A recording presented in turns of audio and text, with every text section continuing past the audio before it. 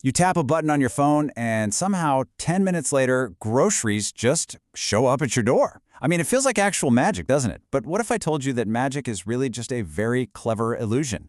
Well, today we're pulling back the curtain on Zepto's incredible high-speed gamble. And this quote right here, it gets straight to the heart of the puzzle. How can a company be this popular, this convenient, and yet lose money on nearly every single thing they sell you? It sounds completely backwards, right? But we're going to break down exactly how they're pulling it off. So it all starts with that promise, 10 minutes. Especially back during the pandemic, this idea wasn't just a nice to have, it felt like a revolution. It basically rewired our brains overnight about what we should expect from shopping. See, Zepto's founders figured something brilliant out. They realized the fight wasn't about who had the cheapest bananas or the biggest selection. No, the real enemy, the thing everyone universally hates, is waiting. They weren't just selling you groceries, they were selling you back your own time. Okay, so how in the world do they actually do it? I mean, physically, how is it possible to get milk and bread to your door in less time than it takes to watch a YouTube video? Well, the answer is hiding in plain sight, in a place you probably never even noticed. They're called dark stores. Now, don't picture some huge, sprawling Amazon warehouse out by the airport. No, think of these as little mini warehouses, tucked away inside your neighborhood, sometimes in old storefronts.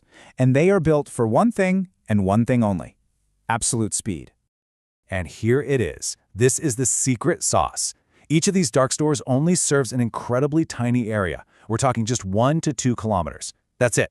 That tiny little circle on a map is the key that makes beating that 10-minute clock even possible. So here's what that really means. The delivery rider isn't racing across the entire city getting stuck at every red light. Nope. They're in a short, focused sprint against the countdown timer on your phone. The geography itself is the strategy. All right, so now we get how they do it, but the next big question is, at what cost? Because all of that amazing convenience, that feeling of getting what you want right now, it comes with a very, very high price tag. And this right here is probably the most important thing to understand. You're not really paying a premium for the groceries themselves. What you're paying for is the incredibly complex, expensive machine that gets it to you in 10 minutes. The real product being sold is speed. Let's just follow the money for a second. The costs stack up so fast. You've got rent for hundreds of these little dark stores in pricey neighborhoods. You've got salaries for all the pickers and packers. You're even paying for riders to just sit around waiting for an order to come in. Throw in food that goes bad and the expensive tech to predict what you'll buy, and yeah, you can see why they lose money on an order. So if you aren't paying the full cost, who is? Well, here's your answer.